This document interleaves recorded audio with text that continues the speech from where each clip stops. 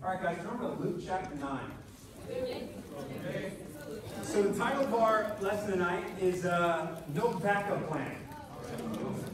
You know, for a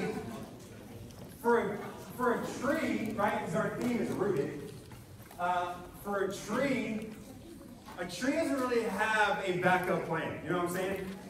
Like once you put that seed in the ground and it starts to grow and its roots start to go down, it's kind of like made its choice. You know what I'm saying? And it's not like, you know what? I don't really feel like being next to this river. I'm going to move next to that mountain. You know? Like trees don't really work that way. And so for us, there's a lot in the Bible that we're going to talk about tonight about commitment and about committing to something. You know, a seed, once it's planted, once it starts to grow, it committed to that spot. And for us, God talks a lot about commitment throughout the scriptures. And I mean, if you look at the world today, like the world doesn't know how to commit to anything. You know what I'm saying? Even we in this room don't know how to commit to anything. I transferred schools twice, and I switched my major 4 times. And how many of you have already kind of switched your major or even switched schools already? Yeah. I mean, so we made commitments, but then within like a week, we kind of like go back on our commitments and stuff like that. How many people in here made New Year's resolutions? How many of you have kept your New Year's resolutions already?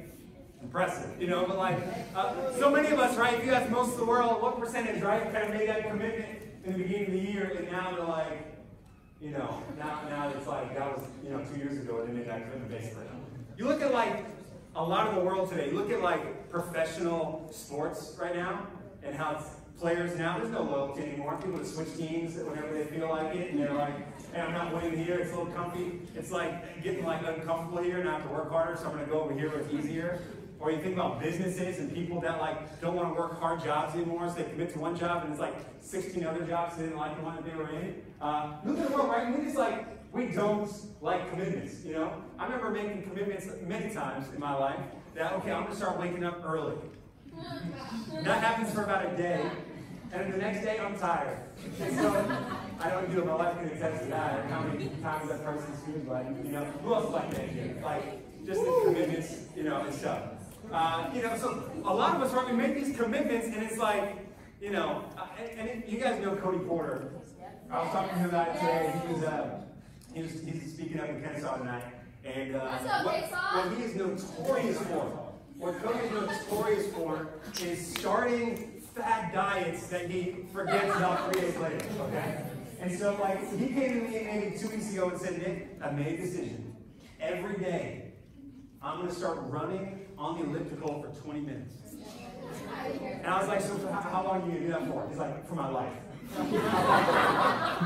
I'll see how that goes. I was talking to him today, he's like, yeah, I haven't done that in 2 weeks. And I think he did it for me 2.5 days straight. You know what I'm saying? And so, for all of us, right, making commitments is really hard a lot of times. And I really feel like if you want to have a definition of character, what strong character looks like, it really is about how you make and keep commitments. And so if you want to kind of look at how's my character as a person, you can really quickly look at how do I do these making commitments. And I feel like, our generation compared to generations in the past might be a little bit, it might not be our greatest strength in really keeping to our commitments and keeping our word and sticking with things even when they get tough. And so here in Luke chapter 9, Jesus meets a couple of guys, and it's kind of interesting, you're wondering, like, if I were Jesus, what would kind of my sales pitch be, right? That's a terrible, he wasn't a salesman, you know what I'm saying? But like, if you were trying to ask Jesus, like, hey, how do you want to get people to really join what you're doing? Some of this stuff right here just doesn't totally make sense. And so I'll see what you'll see what I'm talking about right here. Verse 57. And we're just going to read 3 different scriptures tonight. We're not getting super fancy. We've got 3 slides with 3 scriptures on it, okay? We're going just old school. We're going Bible, and we're hoping it's going to be a nice little discussion tonight. So as you're reading, think about what stands out to you. So hopefully we can have a lot of engagement, which we just talk about some of the stuff we learned and just interact with the scriptures together. Sound good? Okay. Here we go. Verse 57. It says, so right before this, Jesus has made a commitment that he's going to start going towards Jerusalem. Now, in Jerusalem, which was a city, in Jerusalem, he knew that once he gets there, he's going to die. And so he sets out resolutely, he says, for Jerusalem. He's like going on his way. And so now he meets a few guys, and he knows that he's not going towards something like super nice and comfy and awesome. He's going to the cross. He's going to his death.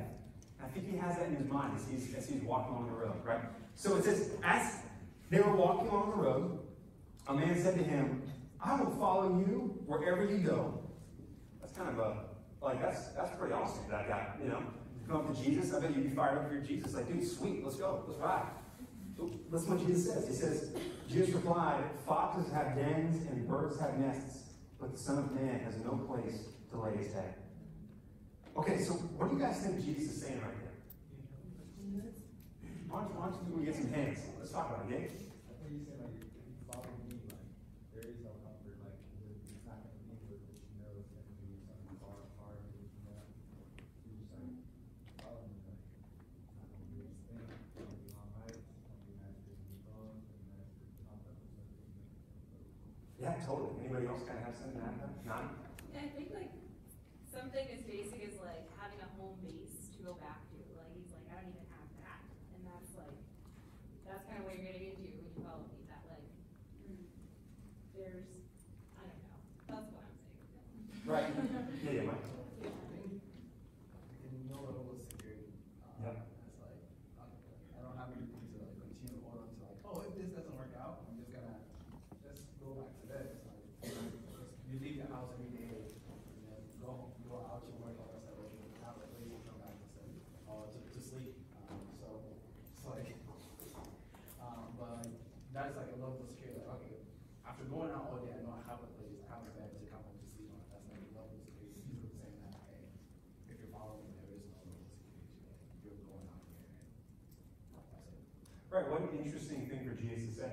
Say, hey, I want to follow you wherever you go. If Jesus was just trying to get a bunch of people to kind of be his fan and come follow him, I think he would have said something different. Because what he says, he says, dude, awesome. So what is that going to mean? You're going to suffer. We might not have a home. It's not going to be comfy. And you might not have security. And guess what? I'm actually going to my death. Still want to come? You know, Jesus right here, what I appreciate about Jesus is that he wasn't just some celebrity that was trying to, like, just random followers. He was trying to find people that were, like, really committed to him. They were like, hey, I just want to kind of put on your mind right here what this is really going to mean. I don't want to sugarcoat it. I don't want to kind of say that you're going to get a lot of these things and you're really not. He's like, I'm just going to tell you straight up. It's going to be tough. It's not going to be comfortable. And you're not always going to feel secure. You look at a lot of his, apostles, right? It's the tradition is that 11 out of the 12 of the apostles at the end of the day were killed for their faith. Right. And one of them, John, he lived, but he was kind of like in exile. He was exiled when he died, and so it wasn't like much better for him. But all these guys, were true followers of Jesus because they said, okay, we're not getting into it because we're going to get really famous and rich and have all these awesome things and all that kind of stuff. They said, no, we're in this because we believe that there's something greater that we're fighting for. And so we're willing to suffer for it. We're willing to get uncomfortable for it. You look at modern Christianity today, I feel like it's built on the foundation of comfort. You go to churches around the world, and it's kind of like buffet Christianity. You can get some stuff you want, you can kind of leave the stuff you don't like. And so if someone kind of makes you feel a little weird, you leave and go somewhere else. If you don't like the singing, you go somewhere else. If the seat isn't comfy enough, you're like, I'm going somewhere else next week. It's built on this level of comfortability. Jesus says, if you really want to follow me, a lifestyle of following me is going to mean uncomfortability for you. And so to me, if you look at your life right now, and try to figure out, okay, I'm looking at my own life. What does my life look like? Is it super comfortable? Am I in my comfort zone? Am I like not being challenged? I'm kind of doing okay? That might be a sign that you're not really following close to Jesus. Because you should feel a little bit kind of like uncomfy when you're hanging out with Jesus. Because he's talking to people that you would be afraid to talk to. He's doing things and kind of living in a way that would be kind of like I don't think you really want to live that way. You go around the world. I've been to a lot of places around the world, and places like Kenya and South Africa and Bolivia and Costa Rica and certain parts of Mexico and Japan. I've been to a lot of different places, and I think what's what's tough when you go to these places is I meet a lot of people that are in uncomfortable situations, that are in poverty. But for me, I can kind of be in that situation for a second, but then know that, oh, just in a week or two, I'm going home, to my security. And that kind of like just makes me, so I can interact with it for a second, and then afterwards, I don't have to like live there. I think that's kind of the way a lot of us live. Where we can see things on TV, or we can interact with something, or hear a tough story, but then what happens? We go right back to being one of the wealthiest generations that's ever existed. I think it's just sometimes helpful to look. It's like, okay, foxes have dens, birds have nests, but the Son of Man and his followers, right, have no place to lay his head. That's challenging to me. And I think if we're really wanting to be true Christians, true disciples, you got to look at your life and see if you're willing to kind of get uncomfortable for Jesus. Yeah. If you're not, then I don't know if he's the guy that you really want to follow. It's going to get tough. And we're trying not to sugarcoat some of that stuff. Okay, let's talk to this next guy. I wonder how that guy left feeling. Like, oh wow, maybe not anymore, or whatever he kind of felt, right? But he's kind of feeling some stuff right there. Let's see this next guy. Verse 59. He said to another man, "Follow me." So Jesus is going up to this guy and saying, "Follow me." But he replied, "Lord, first let me go bury my father." Jesus said to him, "Let the dead bury their own dead, but you go and proclaim the kingdom of God." Okay, so right there it seems a little bit harsh, right? But what do you think Jesus is what do you think he means when he says that? Jason? Nothing, just be more important than Jesus to you. Like, yeah, you're doing good things like burying your dead, fall. I don't think he's saying you shouldn't do that. He's saying you should be so much more important to you that it looks like as you come to do that. It should be immediate. You should follow it right now. Don't wait. Yeah. I think like I interpreted like that too, but also I feel like this is like let me handle everything else. What I'm asking you to do, like focus on this, I'm asking you to follow me. Just zone in right here. I need you to follow me. You're worried about everything else. I'm the Son of God. Like I can handle everything else. Just follow me. And so that can be really hard for me to do. And like this scripture makes me. I'm like these five stuff. It's like actually one thing. Oh, I didn't ask. I can answer. Right. Totally. He also shows a massive shift in priorities that has to happen. Because I think that's a pretty reasonable request. Mm-hmm. But Jesus says, no.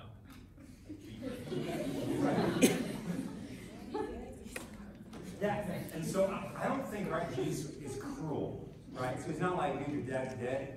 Too bad, I don't think that's the way sometimes we can read it. But a lot of times, it's kind of like what this meant. If his dad was really dead, him saying this, his dad probably wasn't dead because he'd be with his father right now. It means probably that his dad was kind of sick and about to die, and so he wanted to stay home and take care of his father. Because if you didn't go kind of take care of your dad or bury him, then you would kind of bring shame to the whole family. But I think what Jesus is trying to say here is for us, it's so easy to make excuses for things.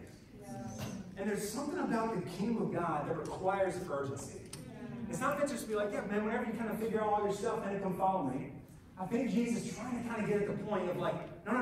If you want to follow me, you got to kind of put that as first priority in your life. And so right here, dude, everything like that is going to be taken care of. Don't worry about that stuff. But you, man, there's this kingdom that needs to go be proclaimed. Go do that right now because people need it. We're going to talk about that in a minute, just about proclaiming the kingdom of God. When we see it here, I'm like, whoa, that's challenging right here.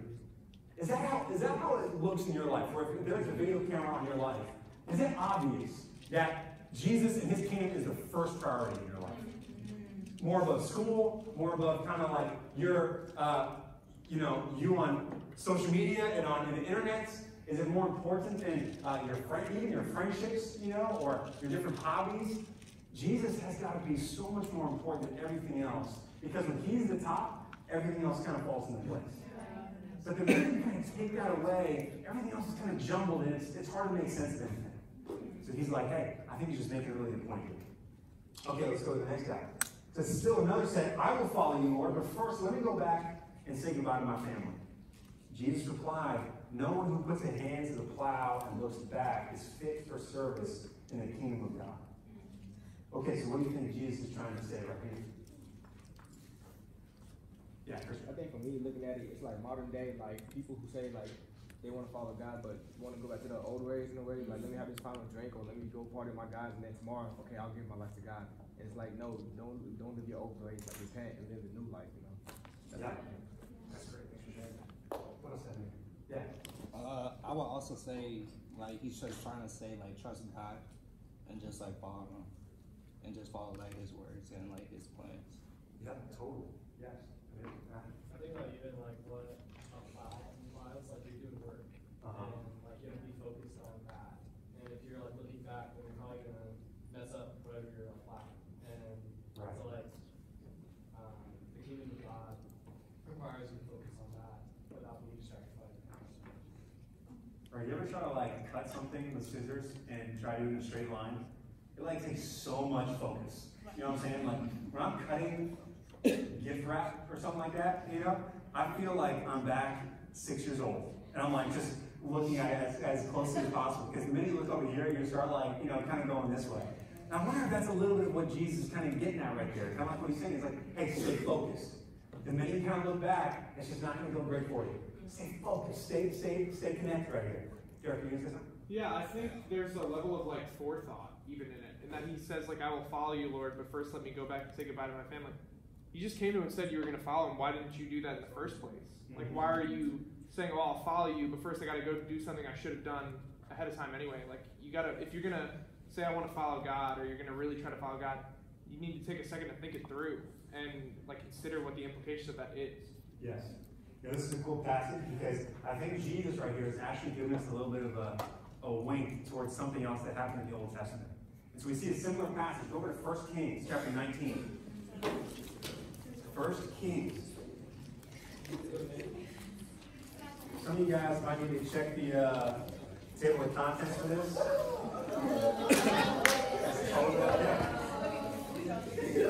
1 Kings chapter 19. So right here we got a guy, his name is Elijah. Anybody ever heard the guy, Elijah before? He's one of God's like most epic prophets of all time in the Old Testament. Right before this, the chapter before this, like previous, he's like calling down fire and defeating thousands and hundreds of thousands of prophets of this other God, right? And so he's just a man. He went like toe to toe with all these dudes, took them down, just this epic guy. Go read the story later. So he's actually kind of looking for guys that are going to be his followers. And so he meets like kind of his apprentice, right? They're going to come follow him wherever he goes. And so he meets this guy named Elisha. They're like, dude, can you find another guy, that doesn't have the same sort of name you do, to make it easier? But he meets this guy named Elisha, and similar to kind of Jesus going to call on disciples, this is what we see Elijah doing, right? So it's a very similar story, and I think it's awesome when you kind of see what happens. Verse 19, it says, so Elijah went from there and found Elisha, son of Shaphat. He was plowing with 12 yoke of oxen, and he himself was driving the 12th pair. Okay, so you got Elisha, right? And he's out there and he's driving 2 yoke of oxen. Or he's driving 1 yoke of oxen, right? Yes. And he's driving the 12th pair of oxen, right? So that's two oxen, something like that, right? And he's driving there. That's kind of like you having a tractor, okay? And kind of driving and doing work with your tractor. If you had 12 of those, what kind of field do you think this guy has where he needs 12 tractors? Like this dude is balls, okay? Like he has a lot of money, super wealthy, and like this is a family that's got like a family business that's just rocking right now. And you see Elisha as a part of this. And so you got Elijah. Let's keep going. Elijah went up to him and threw his cloak around him. Basically, what that means is, hey, come follow me. Come be my apprentice. Come learn under me. So he's kind of doing the same thing that Jesus said. And so listen to what Elisha says. Elisha then left his oxen and ran after Elijah. Let me kiss my father and mother goodbye, he said, and then I will come with you. Sound kind of familiar right there? Just like what the other guy said, right? He said, okay, first I'll come follow you, but let me first go kiss my mom and dad goodbye. And then you got, Elijah says, okay, go back, what have I done to you? And I don't know, kind of like, we read that like, dude, what have I done to you? But I'm not totally sure what that means right there, but like, I'm sure there's something good right there that's happening that was 3,000 years ago, and I don't understand. But it's good. But then listen to what Elisha does when he goes back. Okay, you ready for this? Remember what Jesus says? He says, hey, anybody that puts their hand to the plow and looks back isn't fit for service in the kingdom of God. And so he's like, okay, man, if you say that answer, if you kind of use that Elisha answer right here, then you better do what Elisha did. Look what Elisha does. Verse 21. So Elisha left him and went back. He took his yoke of oxen and slaughtered them. He burned the plowing equipment that he had to cook the meat and gave it to the people, and they ate. Then he set out to follow Elijah, who became his servant. You know, Elisha right here, he's like, okay, so I want to go follow you. And he said, and just so you know how serious I am, I'm going back home, but I'm burning everything that I can go back to. He's like, because I am so, that's my first choice. That's my number one option. I'm going there. I got no backup plan. Because wouldn't it have been easy for him to kind of, once he got hard, for him to want to go back and start driving his oxen again? For him to want to go back to his family's place and start kind of taking up the family business? He's like, no. He's like, if this is so worth it right here, I'm willing to burn everything else because I ain't going back to anything. Like, this is what I'm going after right here. And so when Jesus comes to this guy and says, dude, hey, you got to come follow me. This guy says, okay, I'm going to go leave my father and mother. He says, okay, if you're going to have that answer. And you know that story of Elisha. He's like, and you got to know what that takes. And I'm going to expect that you're about to go burn it all. You're about to come follow me with everything that you have. That, I feel like, is the type of discipleship and response that Jesus is looking to from us. Where he's looking at us and saying, guys, if you want to follow me, because Jesus is saying, come follow me to every single one of us. He said, come follow me, which is like what we talked about last week, right? That Jesus is the greatest hero of all time. It's like not even close about who has had a more significant life than Jesus. And he's coming to you specifically and saying, hey, come follow me. And I think the only response that we can have is saying, oh, of course. I get to follow you? Wow, what an honor, man. I'm down. Let's do this. And then kind of going after with everything that you have. But what is it so easy for us to do? It's so easy for us to say, you know what? I'll kind of follow you for a minute, but I'm going to kind of keep this around just in case I kind of want to go back to it. What do you think are some of those things for us in your life that were some of the toughest things where it was like you had to leave those things behind in order to really go follow Jesus? What are some of those things for you? Yes, sir. For me, I guess it was like relationships with my friends. It was funny, like before I hated people. I was a people person, so I liked having friends that hated me like that. So just like and because you always have those party friends that like Kevin was sharing, like life of the party, go dance, have fun, like so just giving that up. I'm like, I just want to listen to African music. But really, I was condoning sin, and condoning sin is sin. So even to cut them off was hard, but God has a way He works it out, and He uses time and space to do that for you when you choose to be difficult. Yeah, I understand. Awesome. Anybody else want to share? For me, it was a group of people, but specifically like my family and having them accept like things that I did, or like trying to like win approval like through school or grades or whatever it may be, and like looking to them for that and getting validation from them, but like understanding like I don't need that. Like God gives me all the approval that I need. Like I don't care. Like why shouldn't care like what other people think? Like I'm following God. Like I know. Like at least I know like I'm secure in what I'm following, you know, and not yeah. Raise your hand. Yeah, for me it was a relationship. I think that just kind of just reading the story and how he was like saying, because some of the men were like, when we go back and say goodbye to my my family, when we go bury my dad. I think that when I was kind of wrestling with stuff like that,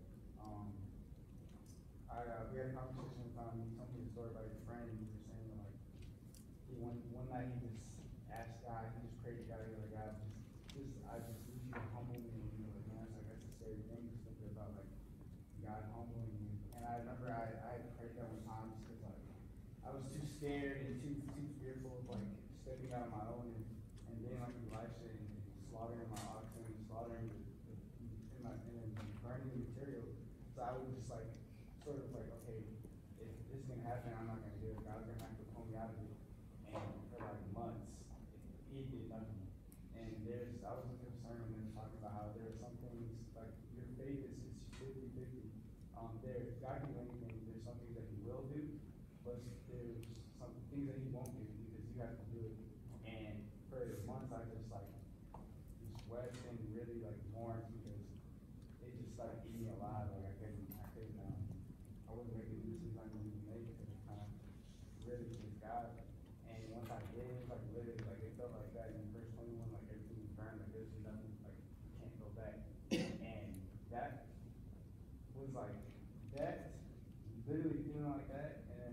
Mark 10:17, of like knowing that whether it would be replaced with something better was what propelled me forward, because like I knew I couldn't go back to whatever they saw that I did, whatever chores guys scattered me did. That I really felt that, and I was like, that's my mom. Yeah. Thanks for sharing. Yeah, what else is something that was it's so tempting for us to kind of want to hang on to. We don't want to let it go. A big one is pornography, just because it feels so right in the moment, and it's like a band-aid that makes everything seem okay for a minute, and it's so accessible. It's almost impossible to get away from, and that's a huge temptation that we're probably going to be fighting for the rest of our lives. Yeah, I appreciate you sharing vulnerable like that, you know, and there's so many addictions that all of us have, right? That are so hard to want to keep going back to. And it takes a lot of courage to say, no, I'm burning that stuff. That stuff is totally done with, you know. I think, you know, Elisha right here, his whole entire identity changed. Before he was the rich kid, part of his family that was one of the workers. Now he's traveling with this prophet that probably also didn't have a home and much of a place to stay. His whole identity shifted. I think for a lot of us, when you become a Christian and you start following Jesus, your identity should completely radically change. And if it looks the same as it used to, or it's still like, it looks a little bit the same, just with a little Jesus sprinkled on top of it, then you're not even right. Because it's not the radical change that we see all throughout the scriptures of what happens when people interact with Jesus. And I think, you know, the Bible says that, like, you know, once we put our sins to death, and now we live this new life. You know, those sins don't come back to life. You know what I'm saying? They're dead for a reason. They're supposed to stay dead. And I think I hear too often of people that are still kind of living the same way they used to. They're treating people the same way they used to, but they're coming to church on Sunday, right? It's people that might be reading their Bible, but they're still making the exact same jokes they still made when they were in the world. People that are still kind of talking behind people's back and gossiping the same way they did, but maybe just kind of a little bit more of a spiritual kind of like twist on it.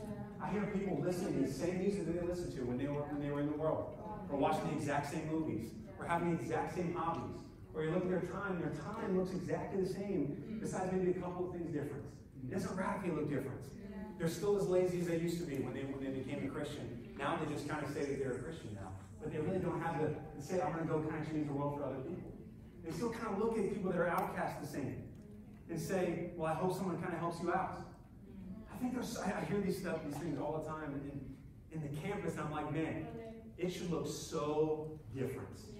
Your identity should be totally different. That old you should be kind of done away with. And it should be a brand new person here right now. I know some of you guys are in this room that haven't made that commitment, that are still trying to figure out, is this a lifestyle where I really want to give up those kind of things in order to really go after Jesus? And you're struggling with, like, I don't really want to leave the world because that's all I know. And honestly, it's scary. But just like Kevin was saying, it is scary to kind of leave all that stuff when you're facing the truth. It's hard to kind of all of a sudden want to change. I just want to encourage you that there is no greater life than you could live. And everything I've ever given up, you know, because of Jesus, I've gained back in more extraordinary ways. And I just want to kind of let you know, like, if you really want to do this for Jesus, you can't have 1 foot in and 1 foot out. You got to go all in. You got to give it everything you got and say, there's no backup plan. I'm not kind of having anything linger around. I'm going for it all the way. And look at your life right now and really see if that's kind of the way that you're really living. Because if not, man, then you're missing out on something extraordinary. Because life as a Christian looks it's so much harder when you're trying to do it 2 different ways. It's so much harder. It's so much better when you just kind of throw yourself all in and say, let's do this. I'm 100% willing to commit. And so look at your life right now. What are the things in your life right now where you look at how you live or how you act that are still kind of the same as they used to be? And start developing a plan, or start talking with a friend and kind of developing a plan of how am I going to ruthlessly eliminate that stuff from my life. And I guarantee you your life is going to be a lot better because of it. Amen? Okay, we're going to look at one more passage and then we're done. Sound good? One more passage here. Let's go to Mark chapter 1. We're going to finish off there. Mark 1, we're just going to look at something very similar. Because Jesus said the same stuff, you know. Elisha's heart is the same heart that we see all throughout the Bible. In Mark chapter 1 and verse 16, Jesus is walking along again, And in verse 16 it says, as Jesus walked beside the Sea of Galilee, he saw Simon and his brother Andrew casting net into the lake. They were fishermen. Come follow me, Jesus said. Just like he said to all those other guys, right? Come follow me. And I will send you out to fish for people. At once, they left their nets and followed him. When he had gone a little farther, he saw James, son of Zebedee, and his brother John in the boat, preparing their nets. Without delay, he called them, and they left their father Zebedee in the boat with the hired men and followed him. You know, you see the exact same response from these guys. These guys are fishermen. What I love about this is they're fishermen. They're not like theologians, right? They're just common everyday dudes. Jesus is talking to us, common people, right? Saying, hey, come follow me. Come hang out with me. It's going to be awesome. And what they do, it says what they dropped their nets. They left their nets, which is their livelihood, their career, and said, hey, that's what we've ever known, and we're going to go follow you. We're changing our identity. Then what the other guys leave? Those guys left their pops in the boat. They said, Dad, peace out, bro. We're going to go follow this guy now. You imagine like how Zebedee was feeling, right? He's probably feeling pretty awesome because Jesus was the man. He's like, go, son, chase your dreams, you know? But like, these guys, they left everything. They said, and how quickly did they leave it? They go back and kind of take a month to think about it. And they went back to see, oh, I need to pray about it for a while. I'm going to see if God, if I should do this. Just at once, right? And it said, without delay. These guys said, no, there's nothing better I can do. I'm going to leave everything. Boom, I'm going to follow you, Jesus. What I love about this, right? Last week we talked about how Jesus is so worthy for us to follow. He's so worthy for us to follow. He's sending that invitation out to all of us saying, come follow me. And I love what he says right here. What happens when you choose to follow Jesus? You are turned into somebody that becomes a fisher of men. What does that mean for those guys that kind of haven't heard this passage before? Jesus says, okay, I caught you. You came to come follow me. Now your job is to go change the lives of other people.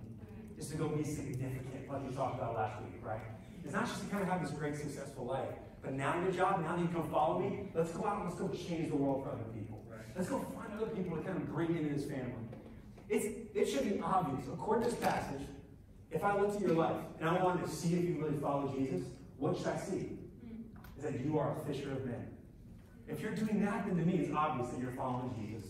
But if you're not, man, I just want to give you encouragement. Look at your life and say, man, am I really following this guy? Because I should be then going out and really fishing for other people. I want to just kind of give you a challenge right now, because we haven't talked about it for a while in here. Just about the idea of like, man, this is our mission right here. We have to go change people's lives.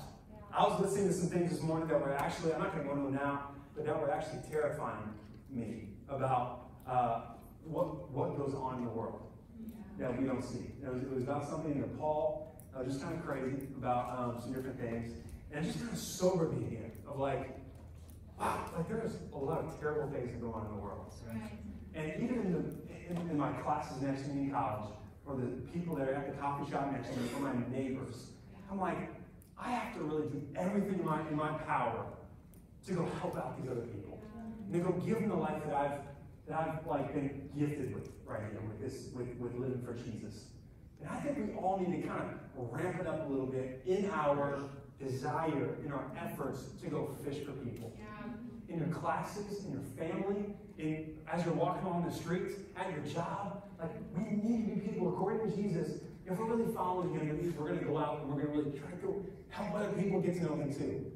And so I just want to kind of give a little challenge to everybody in this room, like, this week, come up with a plan, come up with something of like, okay, I don't know totally how to do it. I'm not the smoothest with my words, you know. I remember going up to a girl when I was a freshman in college, and like just saying, hey, want to come to a Bible talk? She thought I was hitting on her and laughed and walked away, right? And so it's like, okay, cool, you know. But I went to the next person, and so like you're gonna like kind of not be smooth, right? It's not gonna go well. But we really need to go find people. Yeah. We need to fill this room with people that are craving to know God.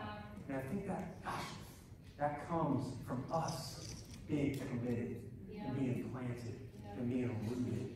And when we do that, gosh, I think God wants to use your life in extraordinary ways to change the lives of other people. I'm so glad someone talked to Kevin that one day. It's the reason Bree's here. I'm so glad someone talked to my Uncle John one time in Europe. It's the reason I'm here. It's the reason my parents are here. I know you guys are so grateful for the person that reached out to you that you could be here. And you could be that for somebody else. I think we just need to intentionally engage and start thinking about who we're going to reach out to in our life. Because that's what it means to follow Jesus. That's right. That's what it means to follow Jesus. Don't impact lives around us.